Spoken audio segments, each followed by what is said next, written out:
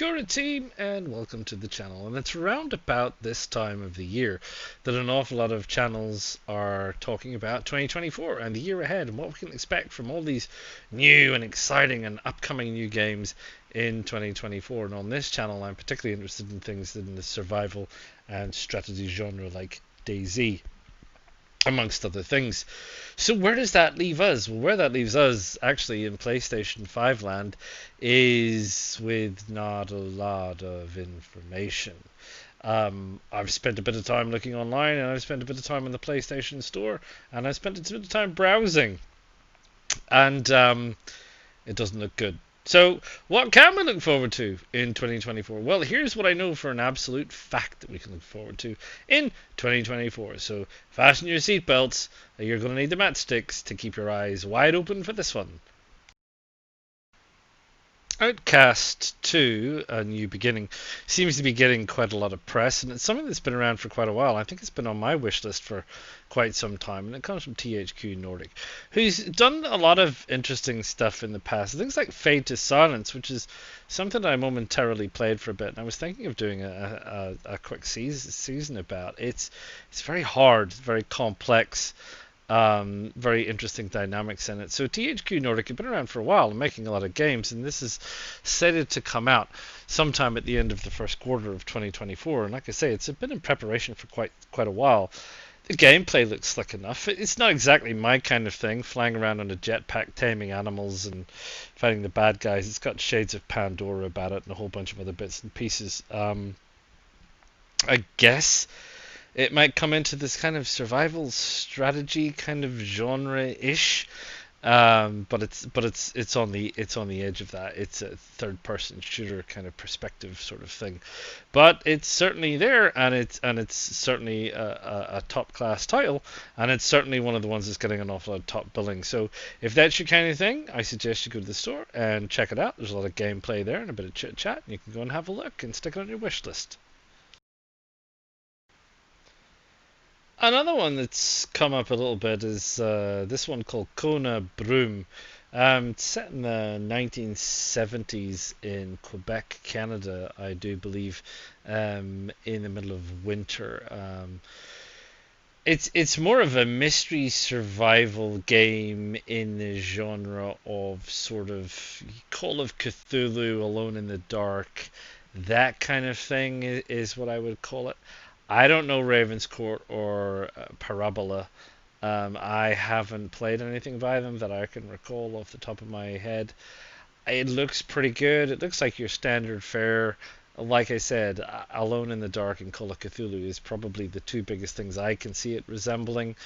Not sure it has a lot of survival in it. It is pegged as a survival mystery game, but more in a kind of an Alan Wake sort of a way. So, I mean, I guess it's an interesting game. Less survival, less strategy, more mystery game.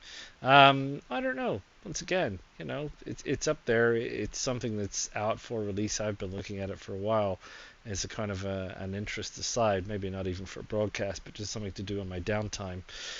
So yeah, check it out. Now, I'm putting City Skylines 2 in here because technically speaking, it is a very big release and it is allegedly due out in 2024. You will have probably seen some of my build-up seasons to when it was due to be released on PlayStation, which was later cancelled, and some of my thoughts about that. I will say now that the heat has worn off a little bit on that October release, I think it was October release, we may have dodged a bullet at PlayStation because the ratings for City Skylines 2 online are very, very unfavorable.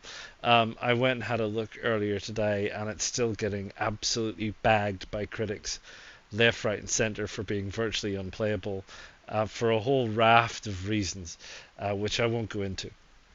And some of the criticisms to do with the method of release and and all of the rest of it. So we may well have gotten away with it lightly with PlayStation because I think it wasn't ready, and PlayStation allowed us to get our money back. That said, when it was cancelled, they originally said that it would be released at the end of first quarter 2024, which, I mean, I don't know about you, but I figure that to be March, January, February, March. That's a quarter. There's 4 quarters in a year. That's 12. So that's March. It's currently slated, when I had a look, not on the PlayStation Store, but online, it is currently slated for the end of May, which is middle of the second quarter, and I wouldn't be surprised if it makes it till the end of the second quarter, which is the end of the first half of the year. So whether we see it or not is going to be interesting, and I kind of feel like for you, I'm gonna have to buy it. As soon as it's released, whatever state it's in, I'm gonna have to buy it and review it for you guys because I really feel like I owe it to you to either eat my words and my hat and play it and say I was wrong, or be proven woefully correct, as have so many other critics. But hey, look, City Skylines 2. It is a big title. It is due allegedly for release in 2024 on PlayStation. It has been a game that has been an incredible part of my life in the past with the original City Skylines, and I would really love to see City Skylines 2 succeed, but we shall wait and see. One of the games that I would love to show you is Dune Awakening, which is slated for release in 2024 on PlayStation 5. Yet to be confirmed, but for some reason I can't find it on the PlayStation Store. So I don't know exactly what that means. So it's supposed to be a massively multiplayer online world where you can strive to get spice and attack the Harkonnen and do all of this kind of stuff that you would do and you have seen in Dune, if you've read it, if you've watched the David Lynch one, or if you've watched the BBC one, or if you're watching the one that's being massively released now. Whatever the situation with Dune is, if you're familiar with Dune at all, ever played Dune, ever seen Dune, ever done anything with Dune, this would certainly be something you'd want to play. It's a great, rich heritage of information, and there's a whole universe behind the Dune mythos and the mythology, and it would be a great thing to be involved in. I just can't find anything about it on PlayStation or on PlayStation Store. So I don't know. It sounds good. Allegedly. I don't know. Would be good. Maybe.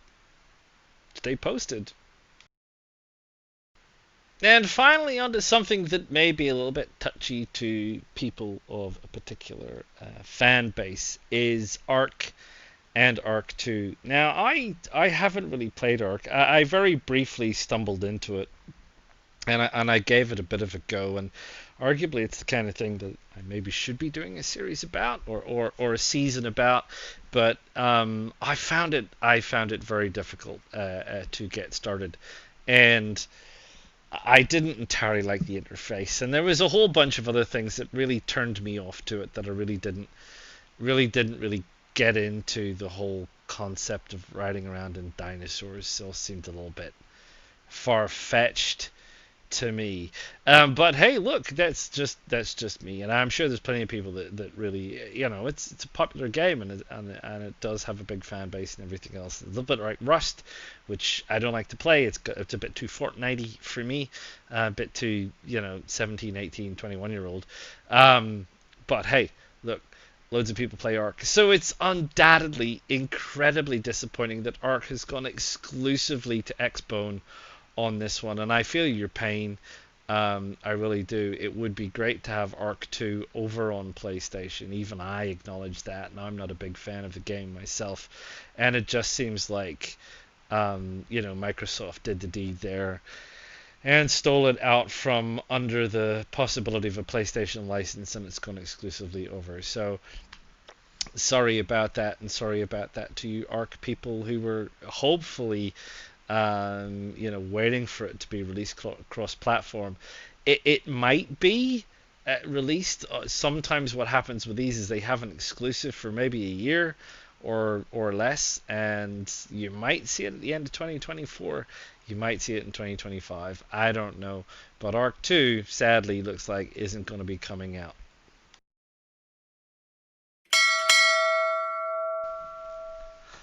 Well, that is it. I did say it was going to be slim pickings, and it does look like it is going to be slim pickings in 2024 for the survival and strategy genre. Now, that's not to say there hasn't been a lot of good stuff come out in 2023, and I'm not looking at the stuff of the past, I'm looking into the stuff of the future. So, I mean, I think the issue for me is there's so much good stuff coming out on other platforms, especially good stuff coming out on PC, and we seem to be missing out on PlayStation. And I don't know if that's just because Sony and PlayStation are so bad at hyping this stuff up. The licensing system with PlayStation, the porting system with PlayStation, a whole lot of the issues with PlayStation. The PlayStation 5 is a next generation console. It's not that old. We should be catching up to some of these PC titles that are running Unreal Engine or close to running Unreal Engine. And I do know, and I have seen some comments about being able to use Unreal Engine on PlayStation 5 and various other bits and pieces like that. So we're missing out on some really good games in the genre, and I don't fully understand why. There are games out there like Blight Survival, which is like a medieval Dawn of the Dead, which looks absolutely fantastic, running around tackling zombies, but in a completely medieval setting. No guns, just swords and knives, presumably bows, crossbows, all that kind of stuff. Looks really, really fascinating. There's another one called Ferocious, which seems to be another sort of survival genre-esque kind of thing. Winter Survival, which is a kind of a long, dark mashup, which wasn't my favorite game anyway. But again, looking after that whole of running around in the winter trying to survive, not getting eaten by wolves, all that kind of stuff. So I don't know. I don't know why PlayStation are not releasing it, or I don't know why the PlayStation hype machine doesn't hype some of these things up more, and support drumming up some of the interest in some of these things. The search function on PlayStation 4 is dreadful if you're trying to find these. There isn't even a survival category. There isn't an open world category. Their categories for searching on the store is dreadful. Trying to use their website is just atrocious. I can't stand it with I have a knackered old laptop, doesn't work very well, and I can't even, there's too many video graphics and things, it won't even open, it just shuts down. It's dreadful. So they're really doing themselves a disservice. And in the last couple of years, they spent all this time, I've seen a whole rash of sort of manga-esque Japanese tween-based sort of Hearts of Darkness, was it Hearts of Darkness kind of games come out, which isn't my bag. They're missing out on an entire audience, I feel, and I can understand why a lot of console owners are switching over to either other consoles. It wasn't maybe a year ago I was considering switching over to Xbox as well, because Microsoft were just doing a much better job at getting a whole lot better games and getting a whole lot better hype. And still on my wish list of things to do is actually buy a halfway decent gaming PC so I can actually play a lot of these games, because there's just a lot of really, really good games coming out, and they're just not coming out in PlayStation 5, and I don't know why. So anyway, rant over. I digress. Let me know. Those are the games that I could find, and I'm notoriously bad at finding things, and I'm not an industry insider, and I don't have my finger on the pulse, and I don't spend all my time cruising through blogs for people dropping hints about this and that and all the rest of it. If it's not easy to find, I can't find it. If you know something, and you know stuff that's coming out, and you know that you can find it on the store, or know when it's going to be available on the store, do drop a comment below.